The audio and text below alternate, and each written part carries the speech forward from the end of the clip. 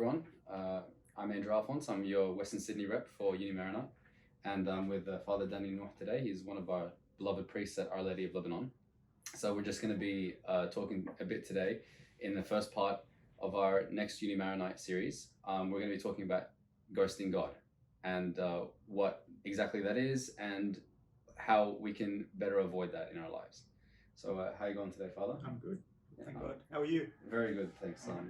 So dealing better with quarantine now. Yeah. Thank goodness, getting used to it. And how's uni going with online studies and lectures and tutorials It's and things like that? Very easy to be lazy. Yeah. I can't lie about that. Yeah. Yeah, but it's you try your best. You have more time to study, I guess, so it makes up for it. So it encourages you, I guess, to be a bit more lazy because you've got so much time and space. I guess, yeah, and it's really easy to just because you're in the same place all the time. Yeah, that's also a thing. But yeah, ghosting God, you're familiar with that concept now. You guys introduced me to it. So. Yeah. So could you explain to us a bit about what that is and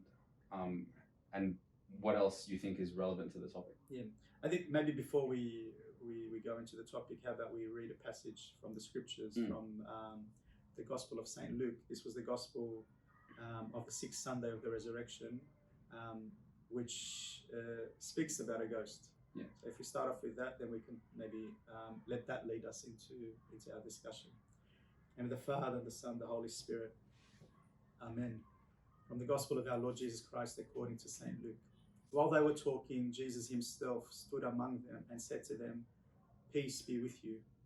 They were startled and terrified and thought that they were seeing a ghost. He said to them, "Why are you frightened? And why do doubts arise in your hearts? Look at my hands and my feet. See that it is I myself. Touch me and see.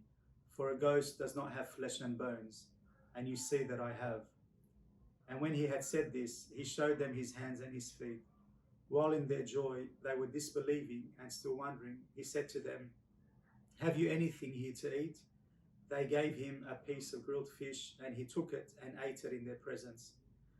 Then he said to them, "These are my words that I spoke to you while I was still with you, that everything written about me in the law of Moses, the prophets, and the Psalms must be fulfilled." Then he opened their minds to understand the scriptures, and he said to them, "Thus it is written that the Messiah is to suffer and to rise from the dead on the third day, and that repentance and forgiveness of sins is to be proclaimed in his name to all nations, beginning from Jerusalem. You are witnesses of all these things." This is the truth. Peace be with you.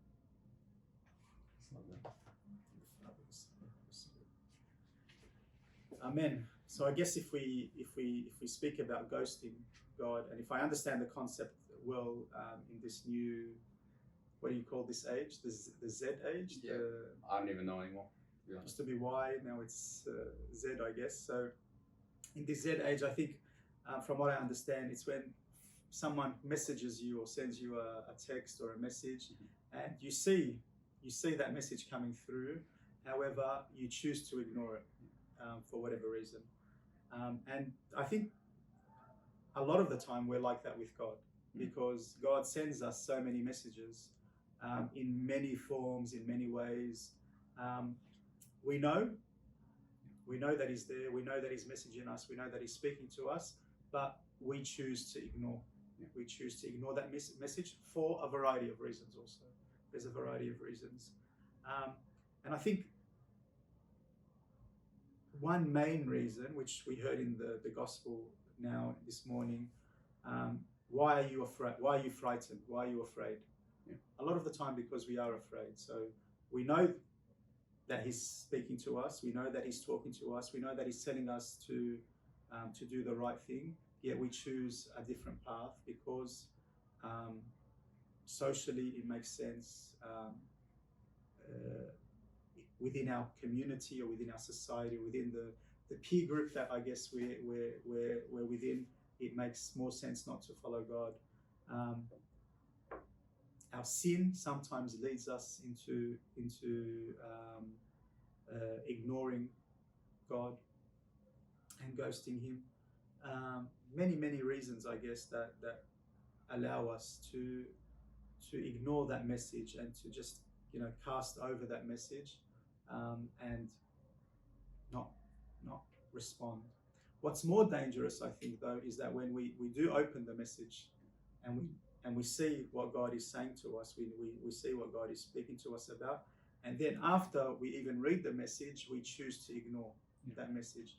And I'm sure many of you would experience that, in your day-to-day lives. If someone is calling you, you're under a little bit of pressure, there's a lot of study, you've got exams, I can't be bothered answering this call at the moment. I don't want to answer this call. Like, it's going to give me stress. It's going to give me pressure. It's going to tell me something to do that I don't want to do. You read it and then you think, either I'll deal with it later, or I'm going to ignore it. I don't want to answer it now.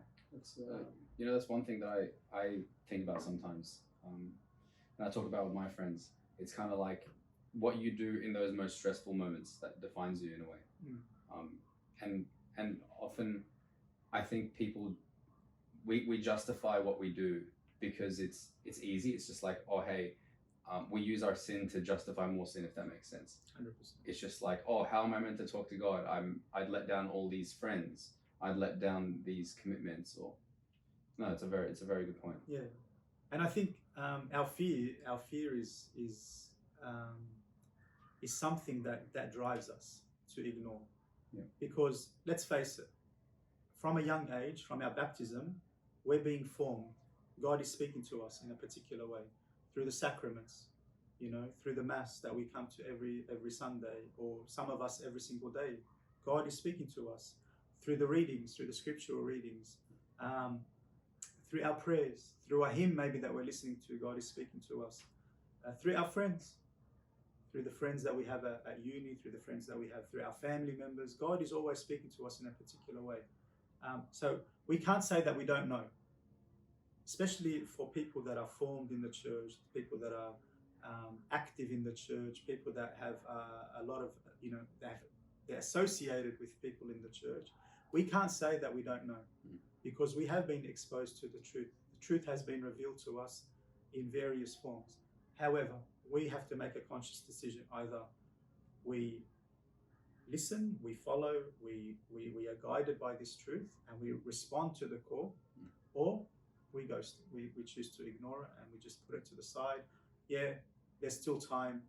Next year I'll become a better person, or when I finish uni, I'll become a better person. I want to live my life now. I want to live, I want to live everything I want to experience everything now. Next year when I finish uni, or when I get married, like the big one is, when I get married, then I'll settle down and I'll start coming to mass every Sunday with my family. But little do we know it, these become habits in our life that you can't get rid of sometimes. They become habits, they become addictions, and then it just goes, it's a missed opportunity. So we have to answer the call today.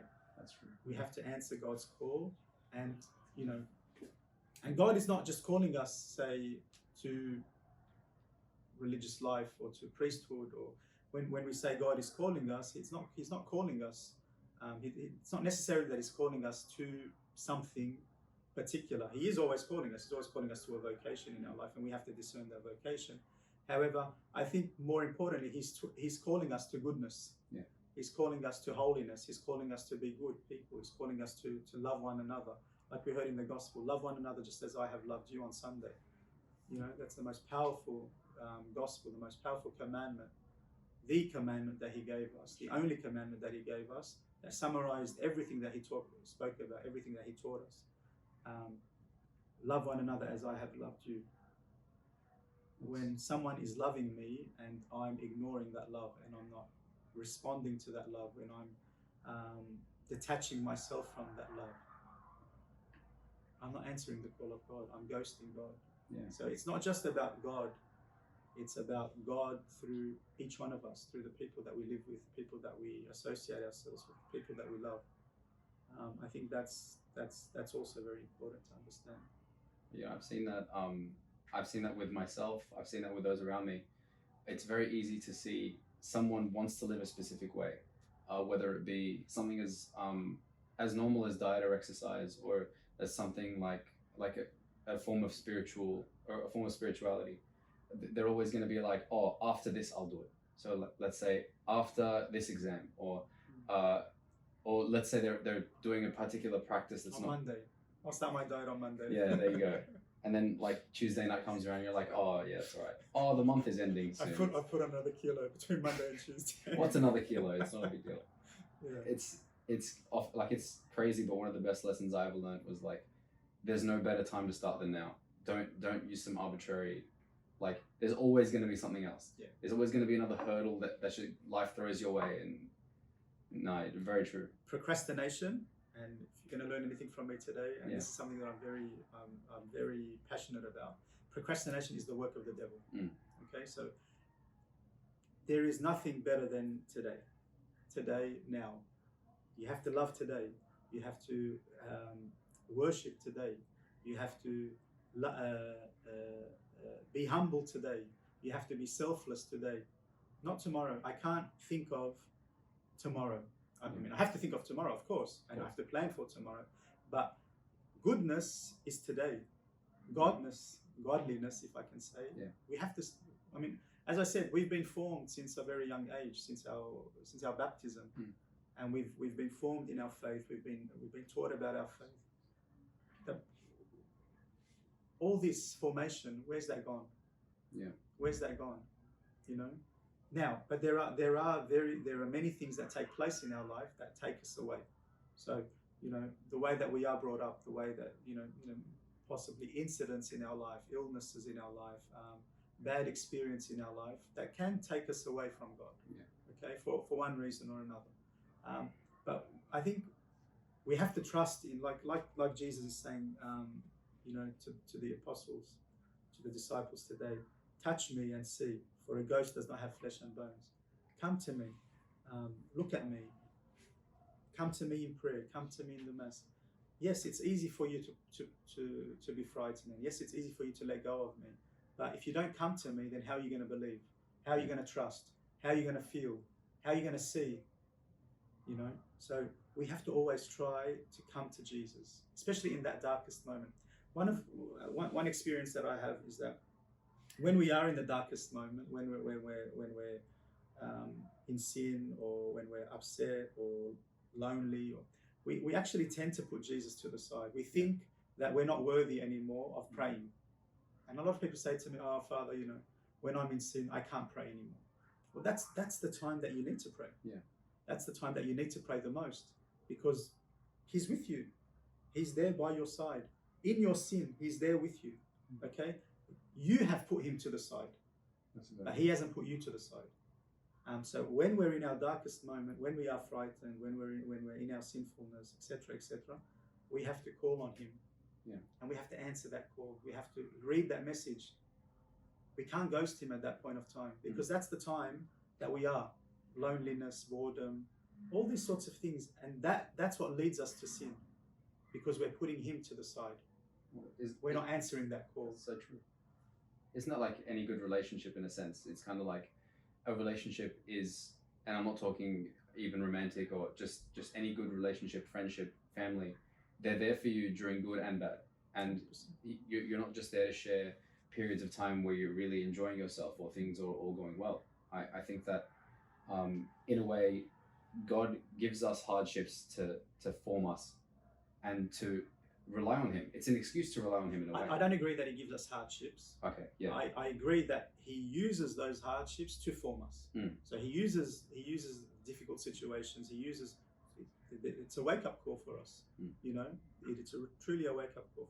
But if I'm going to use that analogy that you just said about relationships, if you're madly in love with a young lady, for example, okay, your love for that young lady stirs you to want to be with her no matter what. Okay, in the morning, in the evening, but when you're at your highest, so when you're happy, but most of all when you're at your lowest, you need her. You need her to be by your side, because you're confident that you can speak to her. You can, you know, release if there's any anger, if there's any pressure, if there's any tension. You love her so much, and you just, you know, she gives you that peace. Like Jesus saying, "Peace be with you." Peace be with you. So when you love someone, they give you that peace. And that's what Jesus does. But do we love Him enough so that we can call on Him every time that we are low? Because when we're high, it's fine. But when we're low, that's when we need Him the most. So are we calling on Him so that He can, you know, come through that door when we're frightened, when we're terrified, when we're down, and bring peace back into our life. You can often go the other way as well. There are people that will only pray during hard times, and then, well, it's very easy to kind of forget faithfulness in really good times because things are going your way. And that's the danger, because in the hard time, am I calling on God because I want something from Him? Yeah, that's right. And that's a lot of, and I think that's where we sometimes fail, is that we only turn to God when we need something. Yeah. So if we don't need anything, then when everything is fine, we don't pray. But when there's an illness or when tragedy strikes, then we start, oh, please God, please God, please God. We start coming to Mass, we start praying the rosaries, we start praying every single novena under the sun. But what about all the other time when everything is fine? And I can't just, we have to have consistency in our faith and in our life. And one other thing, we have to have discipline. Discipline in prayer, discipline in the way that we conduct our lives, and discipline in the way that we call on God, and that, we don't reject that call. We don't, just ghost that call, if I can use the word again. Yeah. So that's the first concept we talked about, ghosting God. The very next thing we want to talk about is the concept of spiritual laziness, or touching a bit upon, I guess you can say, the darker parts of people's personalities. What do you have to say about spiritual laziness and concerning those darker parts of people's personalities? I think there's a lot of misconceptions. So yeah, we'll talk about that in part 2, and we'll be back in the video. Cool.